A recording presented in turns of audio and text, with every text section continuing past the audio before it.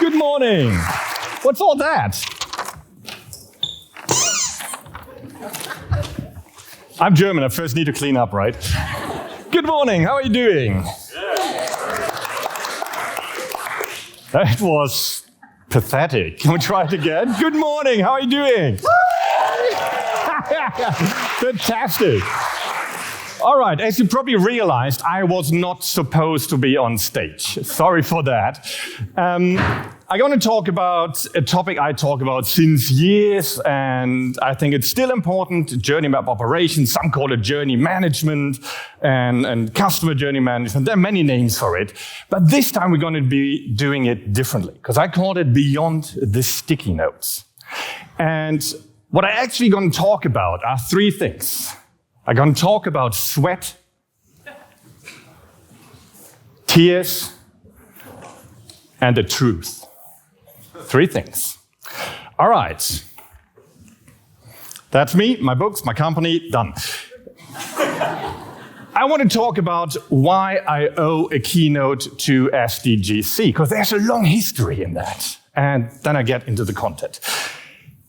So, I'm going to use a concept that is really close to my heart. If you read those books, you know that. I love the concept of the shitty first draft.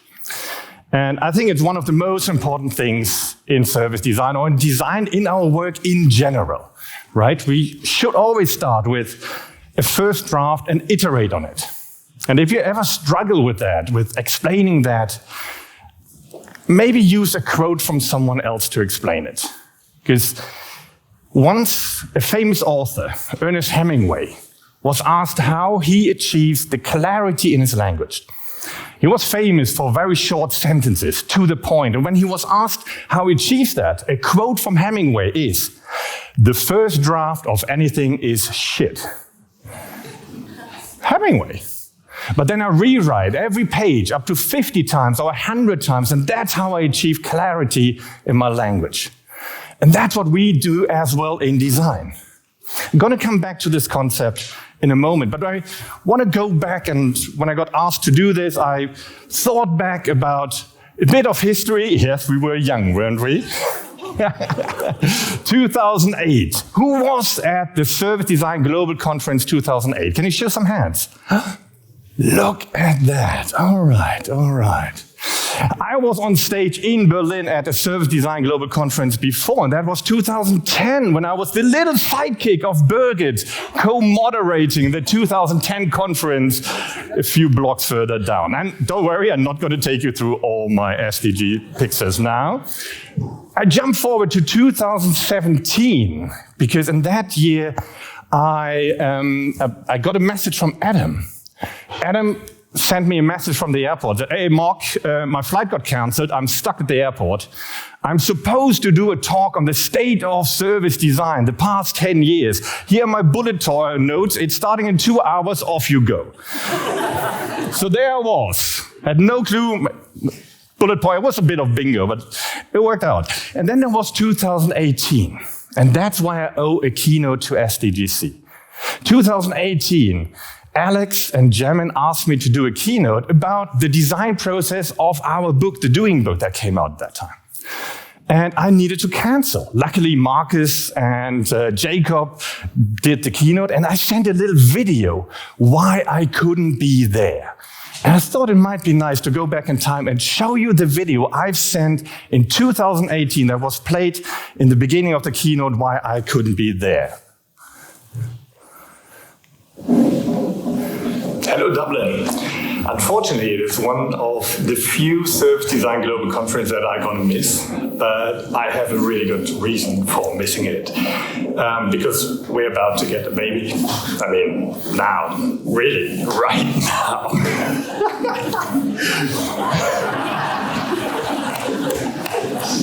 Have a great conference. So many people thought that was a joke. But it wasn't, because later that night, our first daughter was born. And as my team knows how much I love the concept of the shitty first draft, they made a little jumper for our newborn baby.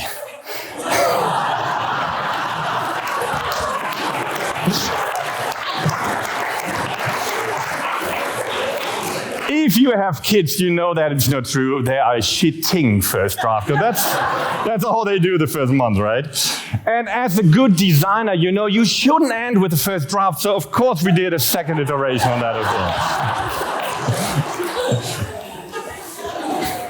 well. When I received a call on Tuesday, on my way to the airport from Adam, yes, it's really confusing with all these Adams. He said, Marc, our keynote speaker dropped out, and can you please replace? I didn't need to think about it because I still owe a keynote. So I said, yes, of course I do it. And I thought, I have some time to prepare this talk because I fly there. I have Tuesday evening to prepare, Wednesday morning, and then the workshop starts. I'm done with my preparation. But then I also told Adam, well, it will be a shitty first draft of a keynote because I just have a few hours to prepare it. And if you don't find a better speaker to do it, I'm happy to do it. Well, it turned out I flew Lufthansa and 3 of 4 pieces of luggage didn't make it here. So we got busy with filling out forms and then I gave a workshop next day. Still, we didn't have any clothes. It felt like a self-fulfilling prophecy, because for the first time I realized why in some countries, if you try to buy our book, I am called Marc Stickdorn there. Wearing the same clothes for the 2 days without hygiene articles. I'm really sorry for all workshop participants. It was a thing. I think some stuff comes together here this time. But then yesterday night, our luggage arrived. Interestingly, when you fly, you would think they hurry up to bring you the luggage. But what they did is they wrapped it up and sent it by mail. So when we asked the hotel, did our luggage arrive? They said, no, but your parcels arrived. So I got clothes. I'm the unstinky Stickdorn today. Welcome to my talk. All right.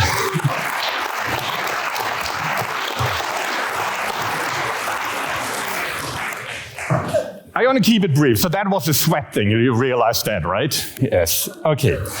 I'm going to keep it brief. It's really just an introduction to the topic. If you want to learn more, talk to me. We have a booth outside. Drop by. Happy to go into details because it's a huge topic I've been talking about for 6 years now. I've done several workshops over the last years on the topic. So I thought I don't want to recap everything and explain everything again. It's really just a brief introduction now. When I talk about journey maps, I like to differentiate between 3 use cases. Maps that we use in a workshop setting for research or prototyping. Maps that we use in projects, starting with research-based, current state maps, identifying pain points, spinning of future state maps, and so on. And I'm going to talk today about management maps. And these are maps that you don't do for one particular project, but to get an overview of all the projects and where they impact customer experience. I call this journey map ops, but as I said, there are many names for it. I personally don't like that much journey management because in my experience, you have a hard time implementing an approach as soon as you have the label management in it. But that's just my experience. And I go back now around 8 years. And I think a lot of what I tell you now is still true today. When we were working with our clients at that time, they told us, well, we kind of nailed now how service design works. We can do our projects. We know the tools, the methods, but the problem we have is how do we select projects?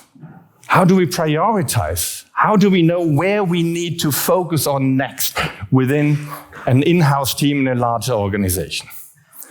And when we sketch out where projects came from, we ended up here. We realized someone in the organization makes a guess. Then you execute things in stages, right? Waterfall approach. And then you launch it and you hope that someone likes it. And at that time, someone said, that's very risky to do this.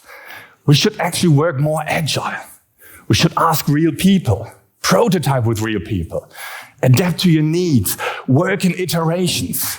And that's brilliant, right? And if it works like this, finally we have perfect products, happy customers, happy employees. My talk is done. Thank you. Goodbye. We know it doesn't work like this, right? So the truth is, what happened there, if organizations move from a rather waterfall approach to a more agile approach, They call things agile, but they don't do it agile. And if they try it, the organization strikes back. Your sprint becomes a long, windy road. Or you need to include that other department, that other organization silo has a slightly different take. Or you planned with resources, but suddenly another team and another project is more important. And then there's a reorganization, and suddenly there's Mike Manager, and he has a different take, and everything you did goes down the drain. Sounds familiar? Still, right? 8 years ago, yes. Even worse, we got silos.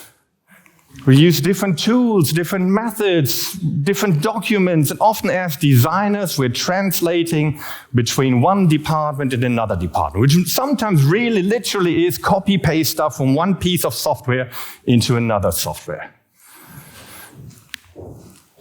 Problems we have, different language across the organizations, different tools. Just think who uses Figma in an organization, who uses Excel, who uses Jira. Apart from designers, is there anyone else who uses all three of them? Getting difficult. So we're often translating between that. And then we talk about a shared perspective. We talk about being customer-centric, human-centric, but most organizations are frankly silo-centric. So the question we started to tackle was a question from our customers, from our clients. How do we keep focus on customers in our day-to-day work? And that is what we try to tackle by using journey maps, not only within a project, but as a mental model across the organization, as an information system to improve customer experience, pain point by pain point, need by need, and so on. This allows you to do continuous customer experience management, or employee experience, or citizen experience, wherever you apply it. So I'm going to be brief in this. Think about a hierarchy of journey maps that work as a dashboard where you can zoom in and out. A high-level map, you can zoom into details to see more, and so on. Connect that with data. If possible, integrate it. Research data, qualitative data, quantitative data, KPIs, projects you're doing, because most projects that impact customer experience does not come from the design team or the innovation team. It comes from anywhere in the organization. We often don't know what's going on until it got launched. Pain points connected to your support system. So it actually becomes an information system where you can zoom in and out. And then you can add a bit of logic to it that helps you to take better decisions, that helps you to prioritize your projects, both in customer and employee experience. So you see this hierarchy with all these little dots with the green, yellow, and red dots. We like to call it the journey performance indicator. And what it really is, it's a simple traffic light system telling you if a journey is healthy, green. If you see certain tendencies, KPIs going off track, new pain points coming up, might be yellow, you need to monitor it, or red, something is really wrong. And depending on the journey, that can be based on different input factors. Think about customer pain points, employee pain points. Think about net promoter score. Gosh, I hate it, but there it is. Think about revenue, churn, hard facts. But also think about your vision. So define a future state journey. Make it very concrete. How would you like this experience to be in Horizon 2 in 5 years? And what are the biggest gaps between where you are today, where you are in the future? Never pick just one KPI per journey map. That was the biggest problem about NPS. Because if you just have one KPI, you see projects that impact the KPI, but not what it actually measures. So think of it as a balanced scorecard per journey, where you have a few input factors. And you don't do it for just one journey, but you do this across your journey hierarchy. Now, if you now think about how you make decisions in the organization, I think that is one of the crucial things if you want to roll out service design on a higher scale. You need to talk about the decision system in your organization. Who takes the decisions? On what kind of data? And if you manage to connect the levels of your journey map with decision-making levels in the organization, with the hierarchy levels in the organization, You create a different mental model. People will always take stupid decisions. A CEO will always have a cousin who is a customer of the company, who has a problem, tells that the CEO, and for some reason, the company will fix this problem, even though all the data tells you that this is not important to do. But if you bring transparency to this, this will become a stupid, transparent decision. And that helps to change the organization. So you can use this system for prioritization. Think about this. You have the different hierarchy levels. You have a team working on a dedicated journey. Let's stick to the airline example because it's close to my heart this week. And say there's a team for the online check-in process. They're responsible for this part of the experience. They create their decision system. We like to use a portfolio for this. Happy to talk more about this if you drop by. And they craft their roadmap. But they can only fix things where they have budget for. They can only fix things where they can do it because they have enough power to fix. But there's another team, say besides the online check-in, the mobile phone check-in process, and they work in a similar way. They have their own budget, they can work on their own roadmap, and so on. This gives transparency to what each team is working on and what is on their roadmap. But those things that are too big for them, because they don't have enough budget, because they need to have another department to be included and so on, they can escalate it to the next higher level journey map. And if you connect this to decision-making levels in your organization, the next higher level can use a similar approach. Again, bring transparency to it, understanding why we need to focus on this thing and not the other thing.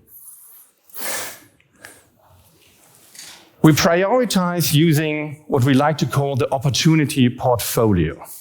And I think it's a great combination with the journey map because it takes all the pain points, the unmet needs, the opportunities that you have, and visualizes it as a portfolio. And I like to call it a portfolio because similar like we manage stock portfolios, where you always invest into a bunch of unrisky stocks and a few risky ones, we should also manage innovation like this. So if we put all these pain points, opportunities, ideas on one portfolio, we like to use axes like what is the impact on the experience, what is the effort or feasibility, and as a third one, the size of the bubble is what is the financial impact. And that is a really interesting bit, because as soon as you manage to add a dollar sign to a pain point or a euro sign to a pain point, you move customer experience away from how an organization sees it as this is something additional, this is something we add on, it's being nice to customers, but it's also optional. You move it into an investment decision. Say, if we invest that amount of money in it, we're going to save this amount of money. So you talk about return of investment. You use the general language of most organizations. And of course, it depends on the organization, how you use impact and potential, if it's financial or social value, whatever it might be. If you do this, you can overcome the 3 points I just talked about. You're going to use the same language, you're going to use the same tool, which is a journey map, and you share a perspective, which is the customer or the employee or the citizen. Now,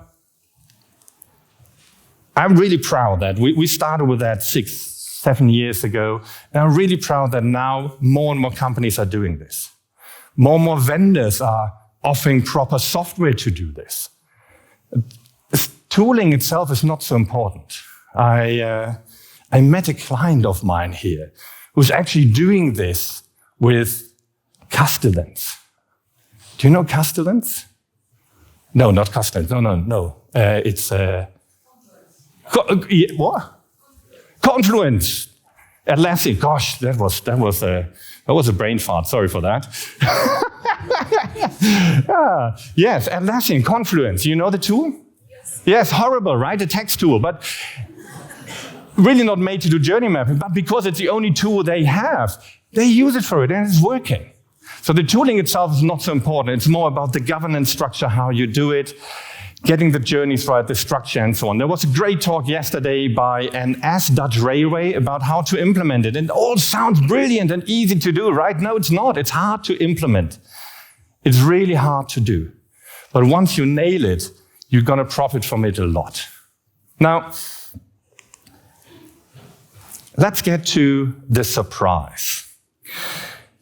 I told Adam when he called me, I can do this talk, but I talk about this stuff for years now. I give workshops on that. Like, if you find a better speaker, then ask the better speaker. And the thing is, when I sat here yesterday morning, I sat next to, I would call it friends. We met before online. The first time we met actually face-to-face here, yesterday. And they are actually a famous author. And they sat there and said, it's so great to be here, you know, the first conference where I don't need to work. No workshop, no talk, no nothing. And I said, I'm going to ruin your holiday now. So I asked them, would you mind to share the keynote with me? Because I honestly think you have a lot to say. And in particular, talking about the truth.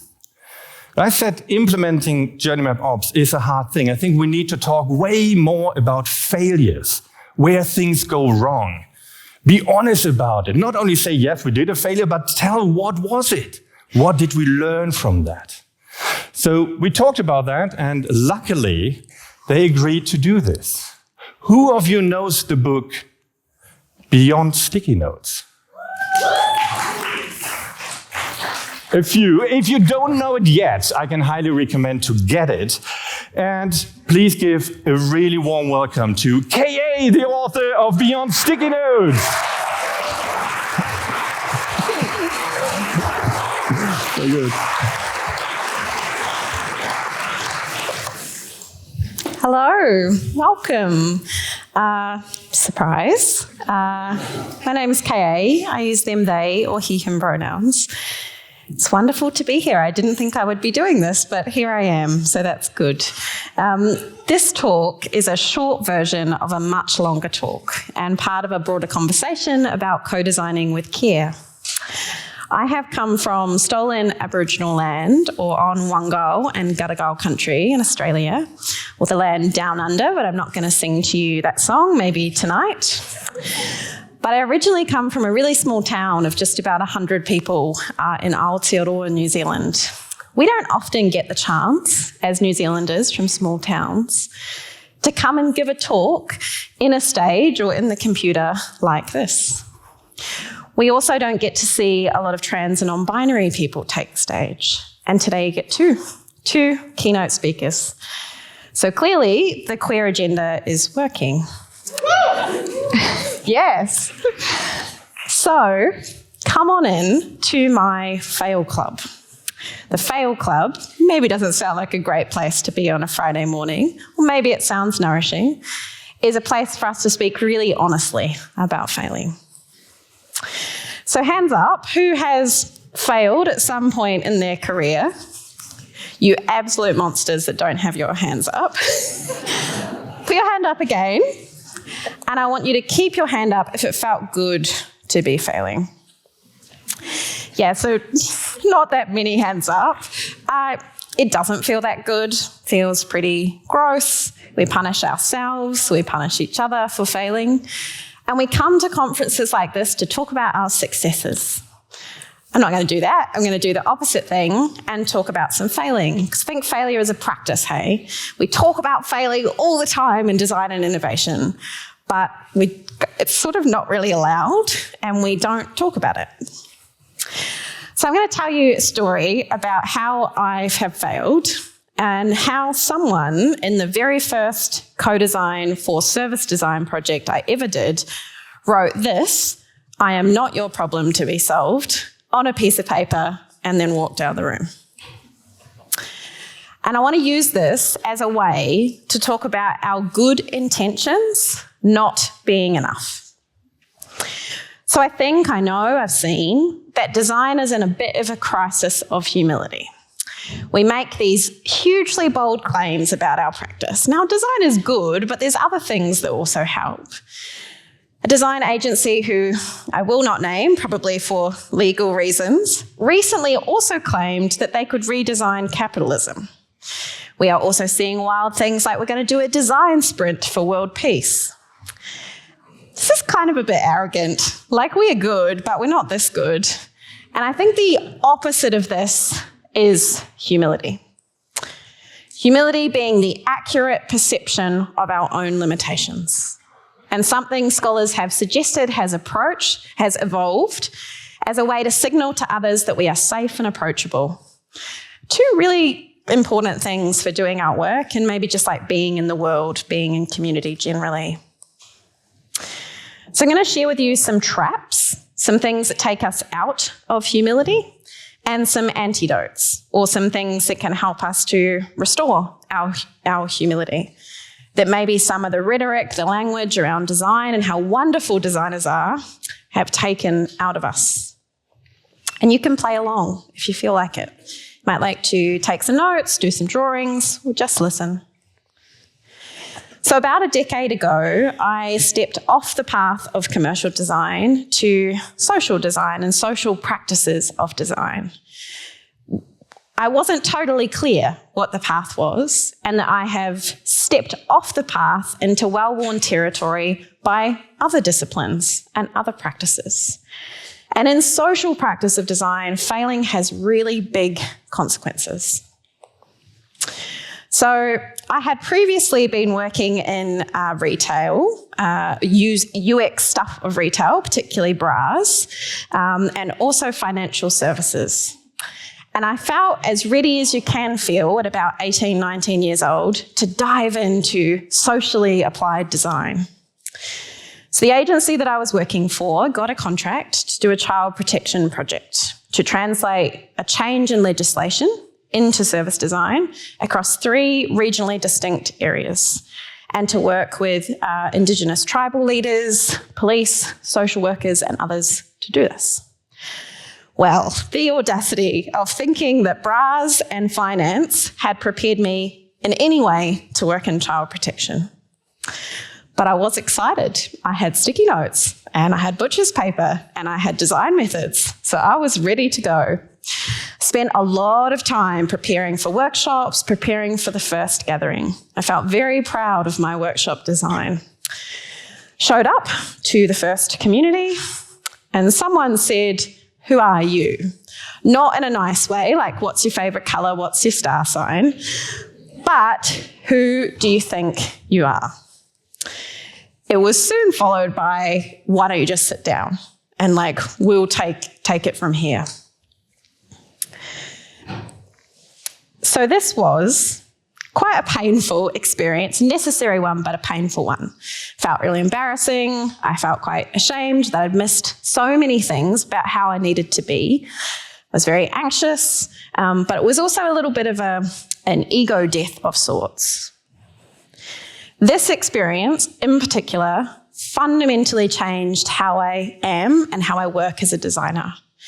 From what Meg Wheatley would describe as moving from hero to host. So when I look back on this work, I can see a few things happening. I can see that I rushed into doing the work, but I thought the work was finishing the design process. I thought the work was getting through an agenda and thinking, oh, wonderful, my activities have worked. I thought in true capitalist white supremacy style that something new was needed and I would be the bringer of the new. I led with commercial design methods, despite the fact there are and always have been Indigenous design methods, very little cultural competence. And I didn't have any operational knowledge of child protection because I'd heard this story at design school of, it's okay, designers just bring the process. So I'm wondering, and this is a rhetorical question, I don't need you to shout at me this early in the morning, of what are you noticing in this story? Maybe there's like a painful feeling of I can relate in some way, or maybe you're just like, oh, I would never do these things. So some of the traps that I can see, first and foremost, is saviorism. And designers, we've got a real problem with this, trying to save others. I also was confused about permission. I thought that because my client had given me permission to do this work, it also meant that the community had given me permission. They had not. I was operating through white logic and white methods. It's a wonderful book by the same name. And my prioritization was of all the wrong things, where it should have been relationships. I didn't care even enough to notice what was already there, to build on it, to ask about it. And what I found so useful in the last 15 years or so since this particular story is the design justice principles. And one of them in particular, principle number 3, that asks us to prioritize our impact over our intentions. It doesn't really matter what our intentions were when our impact is one of harm. So what from the antidotes perspective? We're here to talk about design and service design, but how dogmatic have we become? And how not useful is that when we walk into community? Where we are really being asked to embrace many worlds, many ways, and not just the IDEO toolkit. I could have acknowledged my own positionality as a white, non-Indigenous New Zealander, as not having any knowledge of the system that I was working in. And I could have, at the very least, co-facilitated with community.